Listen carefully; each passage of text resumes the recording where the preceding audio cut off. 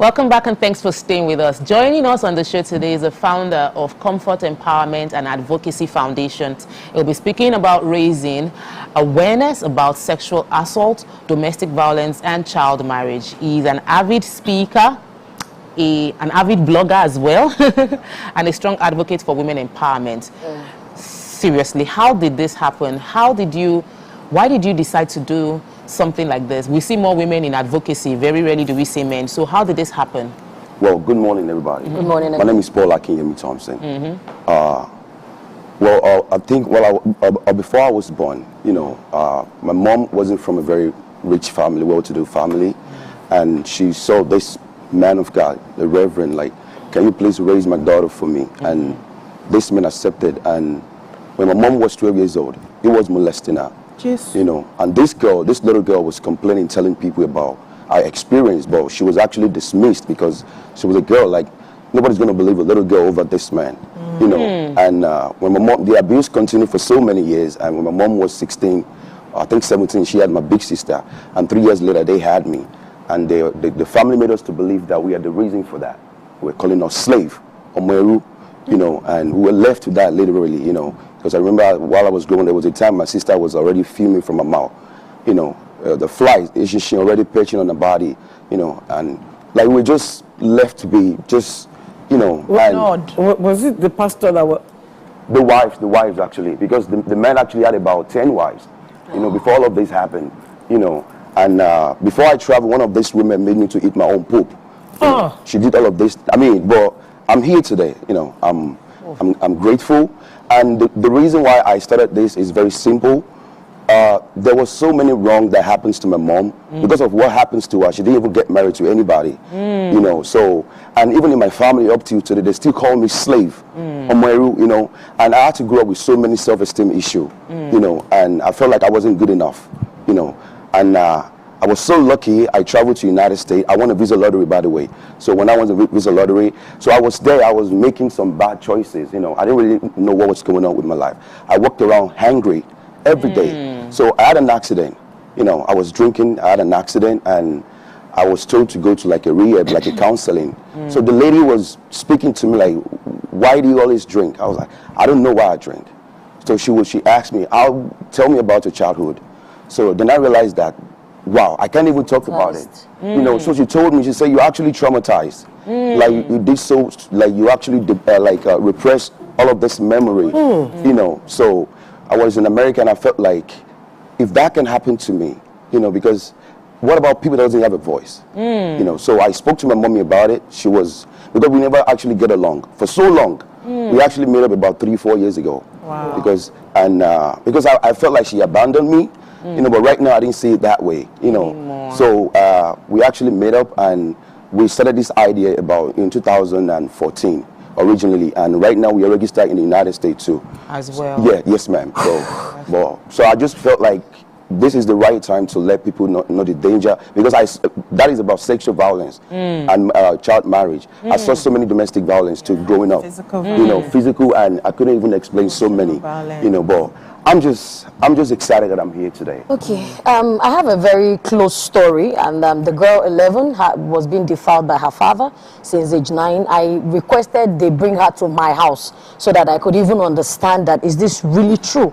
But I noticed that when we went to the court, because it was reported, the IPO in charge of the case withdrew a lot of information from my friend, who is the child's school friend who helped her. And I'd also discovered that the mother of the child was actually pleading with the child to testify against the father that he wasn't doing it, despite the fact that they had gone to lawsuit, I guess, and they had carried out tests. What is the role of marriage? Because I'd also seen another video of a woman saying, oh, she cannot leave her husband if he desecrates their child, or if he sexually abuses their child. What is the role of union, man and woman, in the life of a child who comes forward to say, this has been happening? First of all, you have to pay attention to your kids. When you have, like, for example, maybe there's a certain person that your kids usually spend time with, maybe they're usually happy, but for some reason they just stop being peevish and touchy. Right, with that person. Stop dismissing your child emotion. pay attention, you have to listen. And the roles of parent in the life of a child is so important. You know, I'm not saying, because you want to raise a child that is going to be bold, be able to express themselves when something that is not right with them. Because if people believe my mom, like all of these years, you know, maybe this wouldn't have happened. You know, even up to today, people were still saying that she's wrong. And I was like, how can you blame a 12-year-old girl? This man is 50-year-old. Jesus. You know, he knows more than this little girl. Blaming the victim. You know, so that's the reason why the idea of comfort empowerment was started. You know, we need to be advocating about, because these are everyday issue. It's not just. It's happening almost almost everywhere. So right. she had you for the pastor. Yes, me and my big sister. So by that time, didn't they know she was speaking the truth? No, but it happened since when she was small. This man could do no wrong. You know, Was a man of Pastor. Yeah, he could do no wrong. Like, who's gonna believe a little girl over? I mean, is a well-respected person. You know, and that's the main reason why we have to start blaming victim most of the time. We have to stop blaming because that happens, you know, a lot. And I think right now Nigeria is doing better when it comes to the issue of that. But I believe that by the time we keep speaking about it, there's so many things we can still improve. Yeah. You know. So, very, very sorry for your traumatic experience. Thank you. Where we have grown to the point where we now see that we had to go through that because of the glory that was before us and because of the message we have to the world. Right. Now, sitting down here, I can't see someone who would powerfully advocate for women and then tell them his story and his mother's story and connect to a lot of women all over the world. So Right. well done. Thank you so choosing much. this path and, you know, spotlighting what has been happening.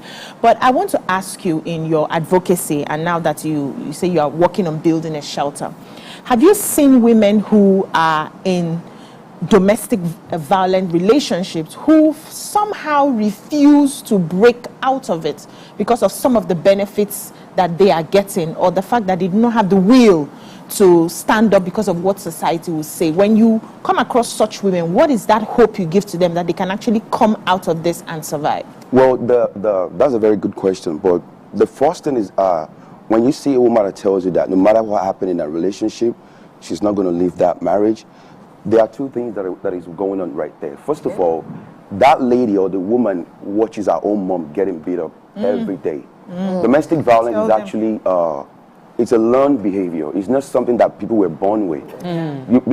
For example, now when a boy, let's assume a boy, sees his dad beating his mom every time, you know, and that child grow up, that child is in danger himself. He's a victim, even though the child might be abusing his own girlfriend, because he's repeating what he saw growing up. Yeah.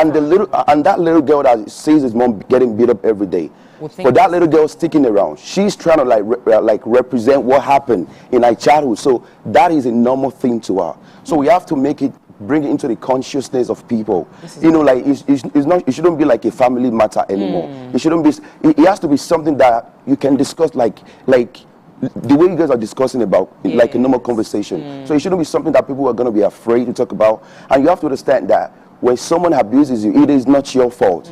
It is a learned behavior by this other person, even though he himself might be a victim. You know, because that's what he saw doing that. So what we have to do, if you are Normalize a victim, the conversation. right. And most of the time, a lot of these victims, they actually stuck with the person that is beating them. abusers. So that was the reason why we came up with the idea of a shelter. Because when someone can have a place they can escape to, they can run to, that can even give them options, you know, hope.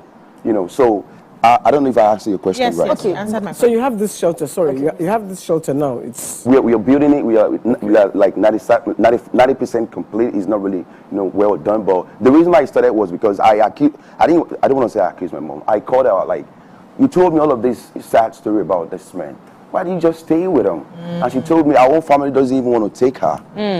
You know, Nowhere to go. right? And I could like right now I can see from my own perspective. You know, because at the time I felt like she abandoned me. I mean, I was so mad.